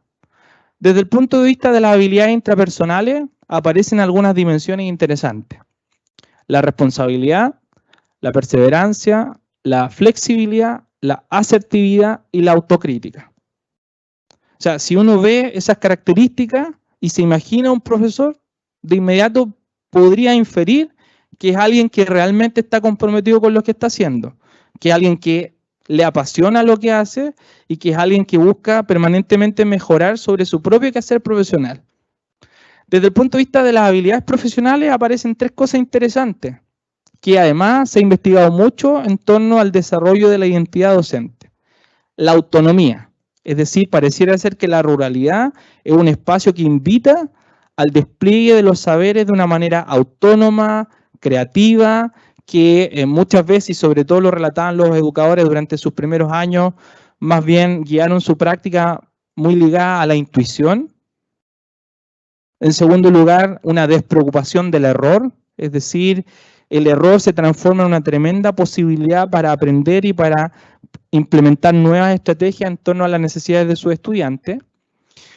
Otra característica que se ha encontrado en buenos profesores chilenos tiene que ver con las altas expectativas que ellos tienen frente a sus estudiantes. O sea, vamos cruzando algunas cosas. La generatividad, como el interés genuino de estos sujetos por contribuir al desarrollo de estudiantes, además conecta con que tienen altas expectativas, independientemente de sus condiciones de base, independientemente de sus familias de origen, ¿cierto? Son profesores que se imaginan a esos niños y niñas que llegan a esa escuela rural como grandes profesionales a futuro. Eso es súper interesante porque hay muchas investigaciones que muestran en Chile que cuando el profe realmente tiene altas expectativas sobre ese estudiante, hace todo lo posible para descubrir sus talentos y potencialidades. Y eso es bastante paradójico en un contexto actual donde a los que nos ha tocado muchas veces pasar por escuelas públicas, hoy en día el índice de vulnerabilidad escolar se transforma casi como en una credencial de presentación. Tenemos 90% de índice de vulnerabilidad escolar, tenemos tantos niños prioritarios, y tenemos tantos recursos. Bueno, las políticas públicas durante los últimos 20 años muestran que pareciera ser que la calidad de la educación no se resume únicamente a un tema de recursos, porque si eso fuera así, todos los que ya hemos pasado por el sistema escolar estaríamos en unas mejores condiciones desde el punto de vista del desarrollo personal y profesional. Y otra característica interesante en estos profesores, la apertura al aprendizaje. En lo global, los educadores rurales entrevistados, la mayoría de ellos son competentes o destacados en un sistema de evaluación docente, la mayoría tiene varios diplomados realizados, muchos de ellos también cuentan con estudios de posgrado y además cuentan con varios cursos y postítulos relacionados con la administración escolar. Es decir, en lo global son profesores que destacan por entre sus pares, por un alto nivel de formación profesional y además están permanentemente viendo cómo mejorar para responder a las necesidades e intereses de sus estudiantes. Hasta aquí estamos imaginándonos a un profe casi como ideal. O sea, cualquiera quisiera tener un profe con esas características, ¿ya? Ahora bien, ¿qué es lo que hace que ese profe dentro del aula tenga un impacto directo sobre el estudiante? Y ahí aparecen tres cosas interesantes desde el punto de vista de la identidad de ese docente. En primer lugar, la creatividad. Son profesores que por lo general, con pocos recursos, hacen grandes maravillas. Y además, un dato muy interesante, aprovechan el entorno como un espacio para desarrollar saberes educativos que conectan con el territorio. Y esto ha sido súper interesante. A mí me tocó recorrer las últimas escuelas rurales que van quedando en la región metropolitana, en las zonas cordilleranas y fronterizas. En la región de la Araucanía me ha tocado recorrer escuelas rurales interculturales, donde hacen grandes experiencias educativas, y en la región de los ríos me ha tocado también conocer diferentes escuelas que tienen características conectadas, por ejemplo, con la zona costera, otras con el paso del tren en la década de los 70, en fin, comunidades rurales que se han ido transformando. que han ido migrando gente también al ámbito urbano, pero que a pesar de eso estos educadores logran realmente implementar acciones educativas que trascienden en el tiempo y que son recordadas por sus estudiantes. Otro punto importante tiene que ver con la colaboración. Ustedes saben que hay mucha literatura disponible respecto a que una de las grandes habilidades para el siglo XXI es la colaboración. O sea, esperamos que nuestros estudiantes que están en la universidad y en los colegios y en la escuela sean capaces de colaborar con otros a la hora de desarrollar una tarea. ¿Cierto? ¿Están de acuerdo? ¿No? Pero eso es paradójico ante un sistema escolar que, por el otro lado, promueve netamente el individualismo y la competencia. Pensemos, por ejemplo, el CIMSE. Pensemos, por ejemplo, la prueba de acceso a la educación superior. Todo se reduce a un puntaje. Y si lo vemos en nuestras vidas, pareciera ser que todo es una maratón, donde el que llega primero asegura ciertas condiciones de desarrollo y así para atrás. Entonces, promovemos por un lado la colaboración y la creatividad, pero por otro lado tenemos un currículum tremendamente homogeneizador que coarta las posibilidades de desarrollo y que dice finalmente qué es lo que tiene que aprender un estudiante, cuándo y cómo. Y por otra parte, coarta enormemente la autonomía del educador. Porque los planes y programas lo único que han ido haciendo en el tiempo es decirle al profesor, mire, usted no se puede salir, usted tiene que seguir esta ruta. Y en todo orden de cosas, pensemos en temas de convivencia escolar. Hoy en día interesa más completar el papeleo cuando se produce una situación de pelea al interior del establecimiento que realmente abordar la crisis, lo que detonó esa situación. Entonces eso es bastante paradójico. Desde el punto de vista de las dimensiones pedagógicas, aquí aparecen varios elementos interesantes, ¿cierto? Algunas de ellas son, por ejemplo, la colaboración genuina. Voy a sacar este aviso, a ver si lo puedo minimizar. Ahí sí. Y otro elemento importante antes de cerrar ese punto es el optimismo, ¿cierto? Que en general estos educadores, pensemos, tienen en promedio más de 30 años de ejercicio de la profesión. La mayoría de ellos estudió a principios de la década de los 70, cuando además ocurre una situación compleja en el país, que fue la dictadura militar, ¿cierto? Y que además los profes lo relatan cómo fue estudiar educación en esos contextos. La mayoría de estos educadores además provenían de familias humildes, muy conectadas con la ruralidad. Muchos de ellos primera generación de profesionales. La mayoría de ellos llegó a escuelas rurales altamente rudimentarias, donde había un salón de clase y con suerte un espacio para dormir, donde no había locomoción, donde la conectividad geográfica era muy limitada, donde no había internet, nada de lo que hoy día conocemos. Y que además los primeros 15 o 20 años de su ejercicio de la profesión fueron en condiciones absolutamente adversas. Entonces, ¿qué cultivaron estas personas generativas? El optimismo. Son profesores que cuando uno los entrevista desde el inicio hasta el final, sonríen y recuerdan positivamente las experiencias más difíciles que han vivido. Y eso se va conectando también con la resiliencia. Y desde el punto de vista de lo que implica ser docente, disfrutan, les apasiona enseñar. Para ellos se sienten privilegiados la posibilidad de compartir lo que han vivido con sus propios estudiantes, porque además se ven reflejados en ellos. Ahora bien, desde el punto de vista de las dimensiones identitarias y de las dimensiones pedagógicas aparecen varias cosas interesantes, el compromiso con su labor educativa, este deseo de contribuir al desarrollo de los niños, de que ellos surjan, de que salgan adelante, de que se superen, la implicación pedagógica, este profesor que asume su labor 24/7, que hace más allá de lo que le pide el ministerio, de que se implican con la familia, de que conocen la comunidad, de que se transforman en actores sociales relevantes en las comunidades rurales a las que pertenecen. El afecto positivo. Partíamos este seminario con las palabras de Gabriela Mistral, ¿cierto?, que de alguna manera señalaba, enseñar con el ejemplo, enseñar con alegría, la posibilidad de lograr construir un ambiente dentro del aula que sea positivo, agradable. El afecto positivo pareciera ser que es determinante. Un estudiante que está feliz es un estudiante que tiene una disposición al aprendizaje. Lo mismo con el profesor.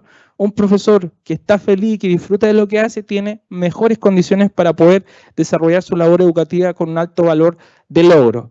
Y desde el punto de vista del desarrollo evolutivo, que es una de las líneas de investigación que a mí más me interesa también, construimos esta categoría titulada adultez expansiva generativa. 3 grandes características. La gratitud, es decir, este sentimiento de privilegio de poder ser docente en los contextos en los que se desempeñan.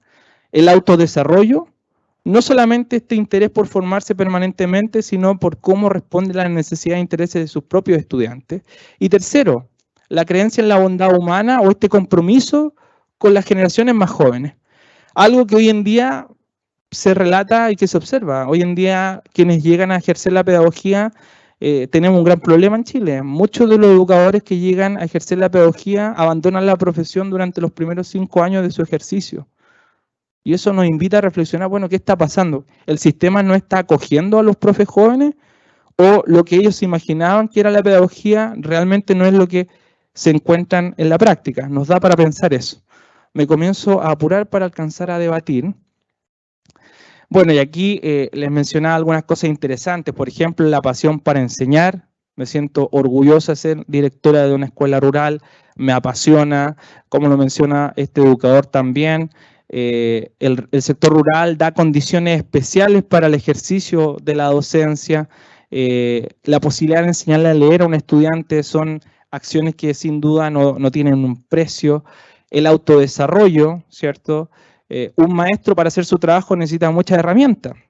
O sea, si vemos los grandes modelos exitosos en la sociedad actual son aquellos que han potenciado la figura del educador, han orientado todas sus políticas públicas a la educación preescolar y lo han transformado en un pilar fundamental de la sociedad.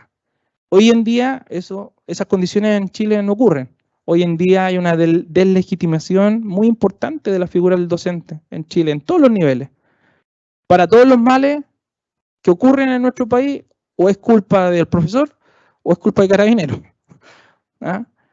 Entonces eso también nos hace reflexionar, claro, el sistema realmente está acogiendo a esta gente joven. Y bueno, la gratitud, miren, hasta el día de hoy, ¿cierto? Debo agradecer la posibilidad de haber ejercido la profesión en contexto rural, ¿cierto? Cómo ellos se sienten privilegiados de poder abrazar esta profesión en estos contextos, inclusive en que eso ha implicado muchas veces sacrificar la vida personal y profesional. A modo de integración, y esto es una de las proyecciones que emergen de esta investigación, pensando en la pedagogía como una práctica potencialmente generativa. En las pautas de comportamiento destacamos la responsabilidad, la perseverancia, la flexibilidad, la autonomía, la apertura al aprendizaje. Desde el punto de vista de las dinámicas relacionales, ¿qué hemos visto? La importancia del afecto positivo, la humildad, el optimismo, la pasión por enseñar, la gratitud. Desde el punto de vista de la didáctica, de las estrategias pedagógicas al interior del aula, la colaboración, la alta expectativa frente a los estudiantes, la creatividad que conecta con lo que señalaba Katy hace un rato, el reconocimiento del juego como una posibilidad creadora, la utilización del medio, del entorno con fines educativos. Esto que Tonucci también señala, la casa, el hogar, el aula como un ambiente propicio, como un laboratorio, que todo invita a explorar y que todo tiene fines educativos finalmente. La evaluación más bien puesta en el proceso más que en los resultados. Y en cuanto a los contenidos, bueno, estos educadores privilegian saberes prácticos, por lo general, tienen objetivos de aprendizaje flexibles y tienden a promover transversalmente valores prosociales. Es decir, la mayoría de ellos logra, como yo lo menciono coloquialmente, surfear funcionalmente con las exigencias del sistema central para hacer lo que más les apasiona y en beneficio de los niños y niñas. Bien, algunos comentarios finales. La generatividad hay que entenderla como un constructo paraguas que tiene diferentes implicaciones a lo largo del desarrollo. Es muy distinta el potencial generativo que puede tener un joven universitario de 20 años con una persona de 50 o de 60. Va mutando a lo largo del tiempo. Lo que sí hemos podido comprobar que esta se empieza a manifestar tempranamente en el desarrollo, desde la infancia prácticamente. ¿Ya? Segunda característica interesante que pareciera ser que no es que uno sobre la mediana edad mágicamente se transforme en un sujeto generativo, sino más bien que las dinámicas relacionales primarias, las que se dan en esos, por parte de los agentes socializadores, la familia fundamentalmente va haciendo que germinen estas acciones o tareas. La mayoría de los profes entrevistados jugaban a enseñarle a sus hermanos, a sus primos, a sus vecinos. La mayoría de ellos recuerdan que la promoción de la lectura en el hogar era algo vital. la mayoría de ellos tuvieron un referente que los marcó, alguien que ejercía la pedagogía, una mamá, un tío, una prima. La mayoría de ellos venía de contextos altamente humildes y que a pesar de eso lograron sobreponerse a las adversidades y sacar una carrera profesional. En fin, son varias líneas que aparecen como interesantes dentro de esta investigación. Y como esto se trata también de presentar algunos resultados, solamente para resumir, en la ejecución de este proyecto Fondesit de Iniciación, es un proyecto que durante 3 años se ejecutó entre estas 3 regiones y que rindió algunos frutos, de los cuales uno como investigador está algo orgulloso. 17 artículos científicos publicados en revistas indexadas de la corriente WOS, Scopus, ERIPLUS, Cielo, Latindex, en países como Suiza, España, Costa Rica, Colombia, Estados Unidos, México, Brasil, Argentina y Chile. 2 libros con referato externo, 10 capítulos de libros publicados, 8 tesis de pregrado vinculadas al proyecto, 4 tesis de magíster y 1 tesis de doctorado. Más de 24 participaciones en prensa, en medios de comunicación escrito digital, 4 estancias de investigación que pude desarrollar durante estos 3 años en Barcelona, Alcalá, Granada y Valencia. 20 congresos en los que participé durante estos 3 años en distintos países. Y además me ha brindado la posibilidad de participar de importantes sociedades científicas como la American Psychological Association, la Red Interdisciplinar de Ciencias Sociales, la Sociedad Científica de Psicología, la Red Iberoamericana de Pedagogía, entre otras.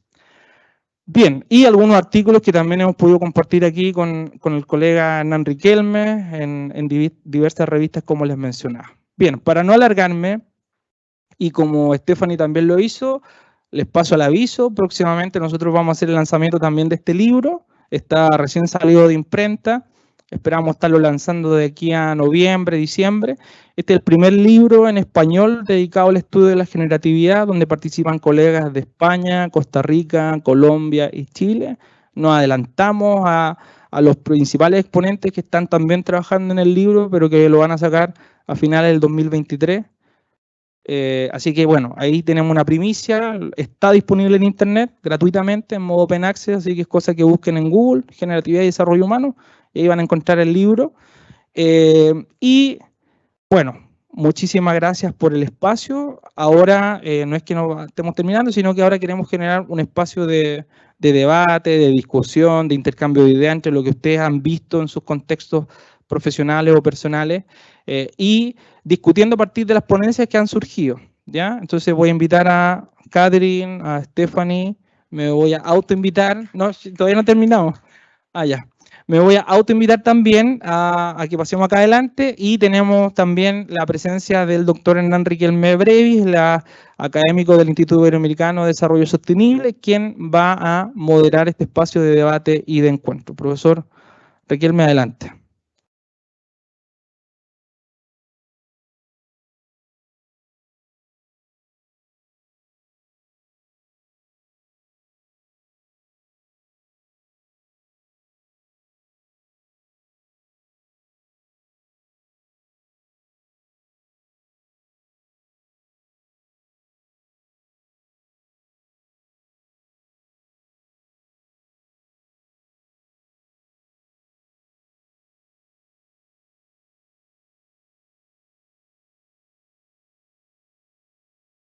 Bien, la última parte, ¿cierto?, del seminario, no por eso menos importante. Agradecemos a Stephanie, a Katy y a Eduardo por sus interesantes exposiciones que evidentemente contribuyen a las ciencias sociales y al campo de la educación, que es fundamental en estos tiempos. Escuché detenidamente sus exposiciones y yo voy a partir, y evidentemente animo a que todas y todos puedan preguntar también, que creo que es clave eso, enriquecer lo que nos presentaron las y el profesor, para que finalmente esta jornada termine llevándonos bastantes dudas, ¿cierto? Más que respuestas, que creo que es clave eso para el conocimiento. Bien, parto yo mientras ustedes se animan a pensar alguna pregunta, y una pregunta dirigida para ustedes tres. La pregunta es: ¿cuáles entonces serían los obstáculos y desafíos que enfrenta la investigación en psicología de la educación en el contexto escolar post-pandemia? ¿Cierto? Me gustaría que pudieran ustedes pensar a partir de sus líneas de investigación, de trabajo, ¿Cuáles han sido estos obstáculos y desafíos que enfrenta la investigación en psicología de la educación en el contexto escolar post-pandemia? El orden puede ser inverso, quizás vamos a, no como presentaron, sino que partir así, y partimos con Stephanie. Ahí quizás después Eduardo y Catherine. Sí, gracias. Como yo estoy en este proyecto, como les decía, que está en curso, claro, cuando me habla de cuáles son los obstáculos, lo tengo súper presente, porque lo estoy viviendo ahora, tiene que ver con encontrar a los docentes y poder, no sé, pues, invitarlos y rescatar su participación. No creo y espero estar en lo cierto, no por desinterés ni por falta de motivación, sino porque de verdad el sistema, sabemos que es macabro, que nos exige y es muy demandante, sobre todo en el ámbito educativo, con los profesores. Entonces, muchas veces los espacios para generar investigación no se dan, ¿sí? O sea, sabemos que cada semestre es súper revolucionado y que hay que hacer muchas cosas, temas de evaluación, tanto a los docentes mismos como a los estudiantes, ¿cierto? Entonces, muchas veces detenerse un poco, reflexionar, sobre todo con las presentaciones de los colegas, que era mucho de reflexión, de poder sentarse y conversar, cuesta mucho, ¿sí? Y lamentablemente, a pesar de que la pandemia, creo yo que nos dio un espacio donde las instituciones educativas se dieron cuenta que esto otro, ¿no? Lo socioafectivo, todo este otro ámbito era muy, muy, muy relevante. Volvimos a la presencialidad y es como que ya, lo antes posible, por favor, retomemos lo que estábamos haciendo, ¿sí? Entonces, los espacios y el tiempo yo creo que es muy limitado. Ya. Primero, Eduardo, gracias por el espacio abierto, ¿verdad? Tu trabajo es precioso. Yo veo que hay una intensificación muy fuerte. La pandemia implicó intensificar mucho dos cosas diametralmente distintas. La conexión, por una parte, todo el mundo se digitalizó mucho, y la presencia, como les mostraba recién, también se intensificó mucho. Y eso implica cierta explosión, un cambio muy profundo en las relaciones, que por una parte quieren ser intensamente presenciales, como la presencia que hubo dentro del hogar, y son profundamente tecnológicas, como la tecnología que entró al hogar. Y en este momento, ambas cuestiones están tanto en el cotidiano, nos estamos comunicando mucho más a través de lo no presencial, nos abrimos al mundo a través de lo no presencial, nos conectamos con los amigos de fuera de Chile a través de eso, todos, niños y adultos. Y a su vez disfrutamos mucho de la presencia en ese tiempo. Entonces aparecieron habilidades nuevas y formas de pensar nuevas y conexiones nuevas y formas de relación nuevas que todavía yo creo que no hemos logrado cristalizar. Eduardo nos da una mirada en perspectiva de gente que nos muestra ciertas cristalizaciones, ciertas habilidades, ciertas formas que sabemos que pueden ser fructíferas para la convivencia. Yo creo que en este momento de reorganización adentro de la escuela, adentro de la casa, todavía no aparecen tan claramente esas cristalizaciones que nos permitan conectarnos, como dice Stephanie, con todos los espacios, con la investigación, con el estudio, con la familia. Ha sido todo muy acelerado. Y eso deja a la educación en desafío y deja a la psicología en desafío, porque pareciera que estamos atrás de los cambios que se están produciendo en los sujetos. Sí, bueno, respecto a los obstáculos que uno identifica en el campo de la investigación, muy de acuerdo con todo lo que han señalado ya las colegas. El primer obstáculo es que lamentablemente el sistema de financiamiento de la investigación en nuestro país es bastante escaso, menos del 1% del Producto Interno Bruto se destina a la investigación. que está muy lejano a lo que hacen los países que siempre estamos mirando. Hay una competencia descarnada para poder obtener esos fondos, que a su vez vuelve el quehacer del investigador, lo resume o lo reduce a la mera publicación de artículos científicos, sabiendo que eso sirve para quienes están en la academia, pero muchos de esos saberes probablemente no decantan ni aterrizan en el aula. Y ahí tenemos un gran problema, una desconexión entre quienes hacemos investigación versus los que están, como uno dice, donde las papas queman, los que están día a día relacionándose con estudiantes altamente diversos, con distintas necesidades, carencias y problemáticas. Ahí hay un problema. El segundo obstáculo que uno percibe es que, y hablando muy a modo personal y desde la psicología, es que las escuelas hoy en día se han transformado casi en un consultorio, en un CEFAM.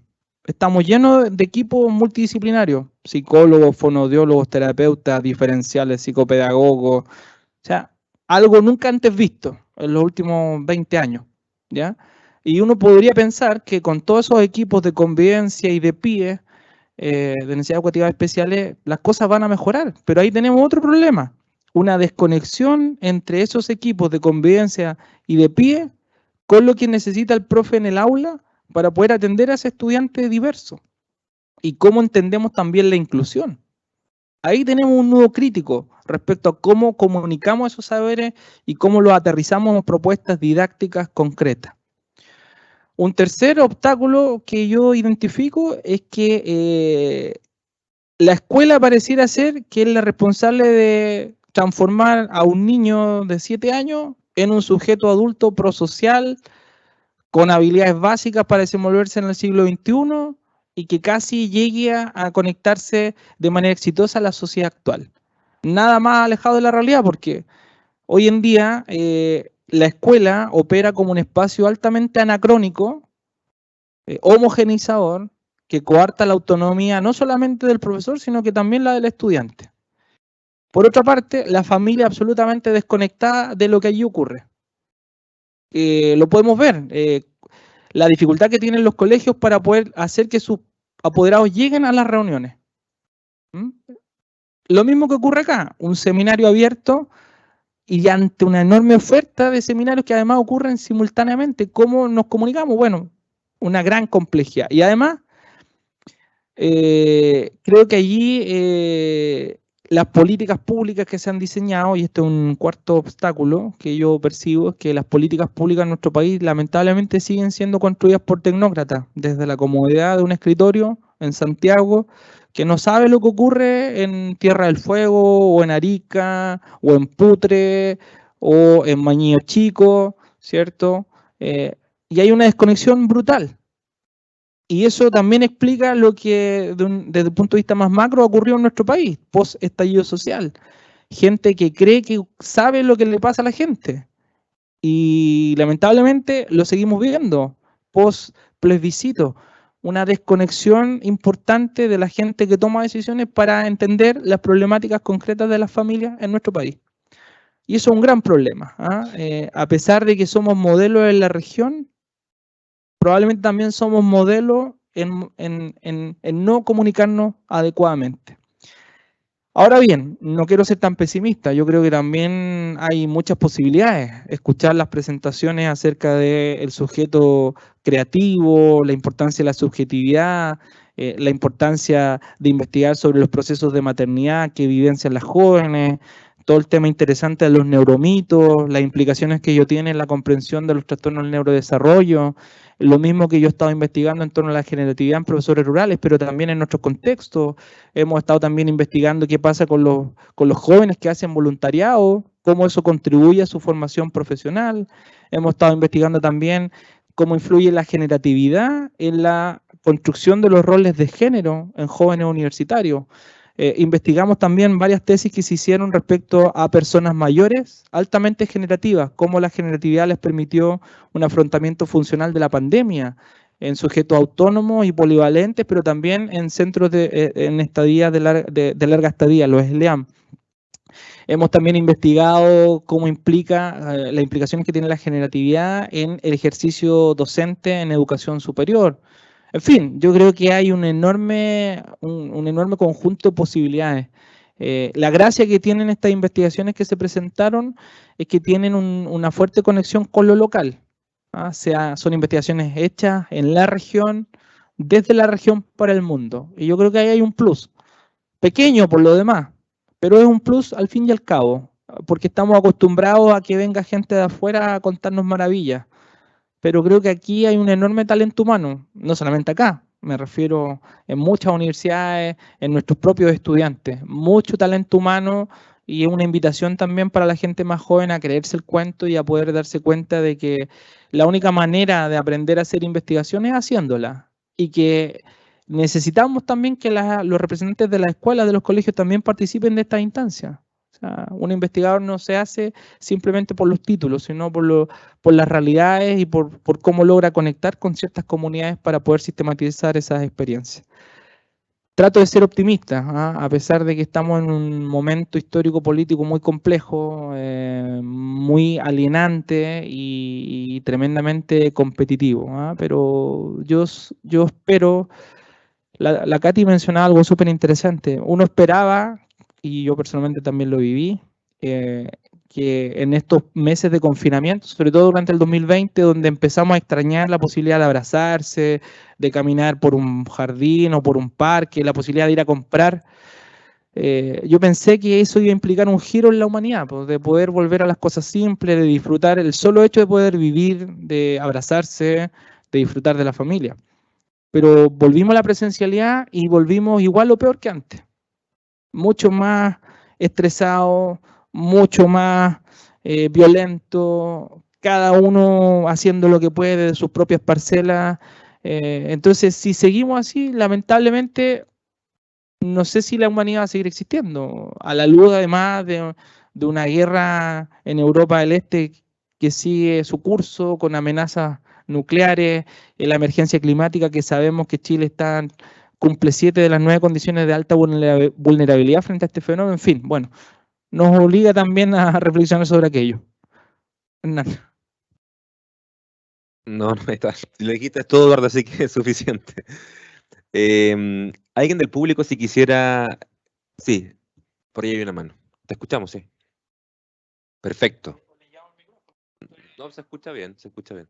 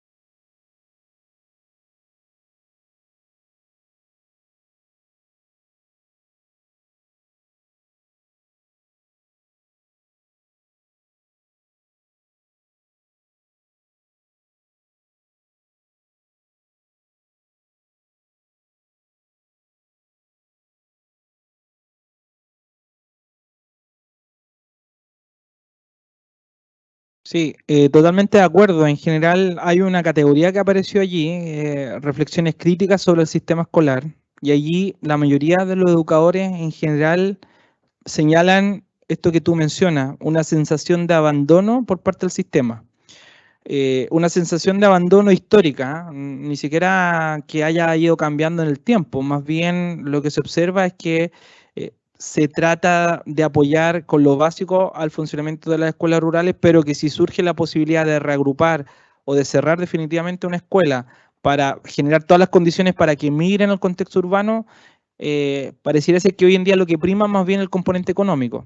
Esa es una mirada bastante fría sobre los procesos educativos que se construyen en la ruralidad. Y por otra parte también, efectivamente, muchos de los educadores y educadoras entrevistadas señalan esto mismo. Para ellos también ha sido muy difícil empezar a comprender de que la labor educativa se puede complementar con la existencia de otros profesionales. Por ejemplo, la existencia o la llegada de los profesionales de los proyectos de integración escolar. Entendamos que estos profesores, la mayoría de ellos estudió en la década de los 70, entre el 70 y el 80, donde nada de esto era un tema. Entonces sí, ellos relataban esta dificultad para poder diferenciar sus roles y responsabilidades con aquellos niños que tenían necesidades educativas especiales y cuáles eran los apoyos concretos que podrían brindarle estos profesionales. Profesionales que además tienen la dificultad de que son profesionales, como uno lo dice, profesionales taxi, es decir, van por ciertas horas al establecimiento. Entonces tampoco se logran empapar de lo que rodea a ese estudiante en una comunidad particular. Ahí hay un problema interesante desde el punto de vista de la comunicación y de la distribución de roles, funciones y tareas. Otro punto importante tiene que ver también, para ellos fue complejo la pandemia, volcar todos sus procesos a un computador, a ciertas plataformas, a grabar una clase, además en condiciones en las que muchos de sus estudiantes no tenían ni conectividad, ni computador, ni apoyo de los padres para poder monitorear que se conectaran, etcétera. La realidad fue que la mayoría de los profes rurales entrevistados siguieron haciendo clases presenciales a pesar de la pandemia. Lo vimos en muchos reportajes noticiosos, pero la mayoría de los entrevistados lo siguió haciendo, corriendo riesgos, etcétera, todo lo que uno quiera, pero para ellos también ha sido un tema las tecnologías. Y también ha sido tema la enorme burocracia que hay detrás de los procesos educativos actuales. Todo lo que hay que hacer, por ejemplo, para reponer un vidrio quebrado, todo lo que hay que hacer para recibir material que viene del ministerio, lo que pasó con los famosos chips para conectarse a internet, en fin, también hay problemas relacionados con la gestión de los procesos educativos dentro de un sistema altamente burocrático que limita enormemente la autonomía del educador, porque además a nadie se le enseña para la administración escolar. Pero por otra parte también veo algunas posibilidades interesantes. Lo que tú mencionabas, las reuniones de los microcentros, para mí ha sido una experiencia muy gratificante. La calidad de las discusiones que allí se producen son muy valiosas. Lamentablemente tenemos un gran problema en nuestro país. Muchos profesores y profesoras con una enorme experiencia se están jubilando y no están siendo reconocidos por nadie. Y todos esos saberes y experiencias se están yendo para la casa. Hay una experiencia interesante que ha desarrollado el Senama de darle trabajo a profesores jubilados para apoyar a niños en contextos vulnerados.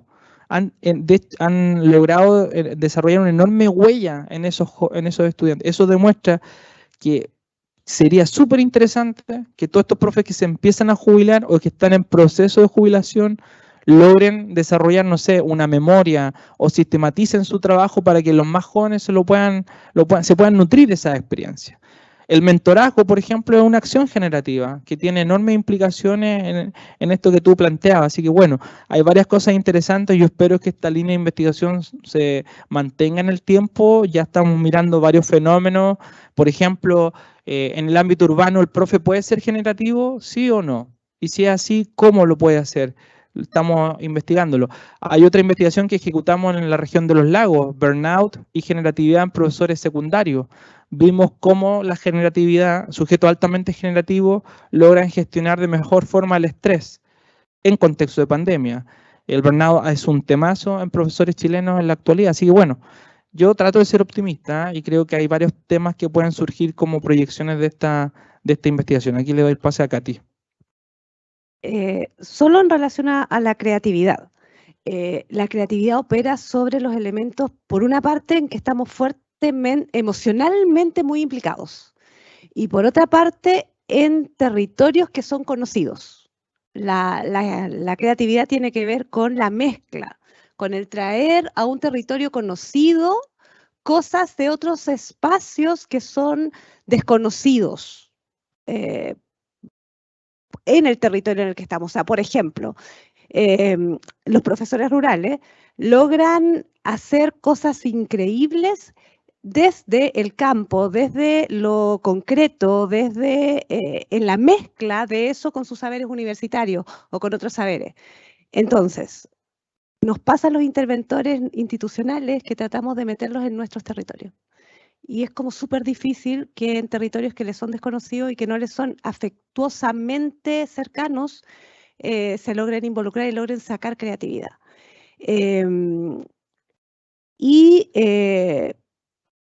Por otra parte, aquello en lo cual ellos son más potentes, que tiene que ver con esta mezcla particular del territorio con lo universitario, lo académico, por los interventores que llegamos desde fuera, es poco apreciable porque desconocemos lo territorial. Psicólogos diferenciales. Entonces traemos categorías súper lejanas a la inteligencia que se ocupa en el campo, al lenguaje que se ocupa en el campo, donde ellos son potentes enseñando a sus chiquillos a resolver problemas concretos. Y es eso la mayor potencia de las prácticas educativas que ahí tienen. Entonces yo creo que ahí nos queda a nosotros los interventores académicamente altamente formados, aprender un poquito de cómo funcionan estos elementos para poder potenciarlos. No sé si pedirle cosas a ellos, creo que nos toca a nosotros.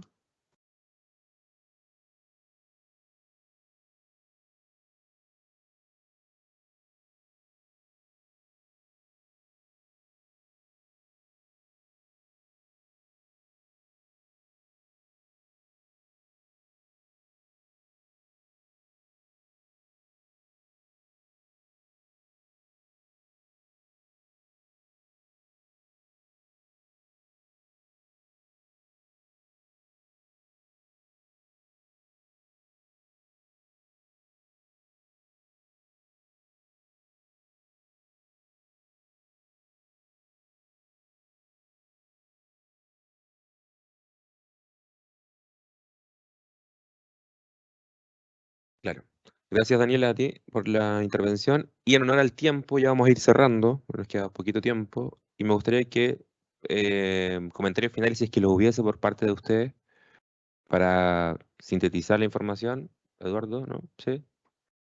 Sí, bueno, yo me voy a tomar las palabras simplemente para agradecer a las colegas acá, Stephanie Armstrong, a Catherine Muñoz por haber participado de este encuentro, a la gente que nos acompañó, específicamente del Colegio George Chaytor, que vinieron, a nuestros estudiantes que también nos pudieron acompañar, a nuestros profesores también, representantes de las escuelas rurales, tanto que están acá como que se pudieron conectar. También por interno pude ver que se conectó gente y colegas también de España, a gente también de las distintas regiones donde se ejecutó este proyecto, región de los Ríos, región metropolitana, región de la Araucanía. Muchísimas gracias. Y bueno, esperamos seguir en contacto. Aquí se presentaron 3 líneas de investigación bien interesantes que yo creo que van a seguir germinando en el tiempo. Y bueno, le agradecemos a todos y a todas por haber hecho posible este encuentro y muchísimas gracias a todos y al doctor Riquelme por moderar este encuentro. Un aplauso para todos, yo creo. Bien.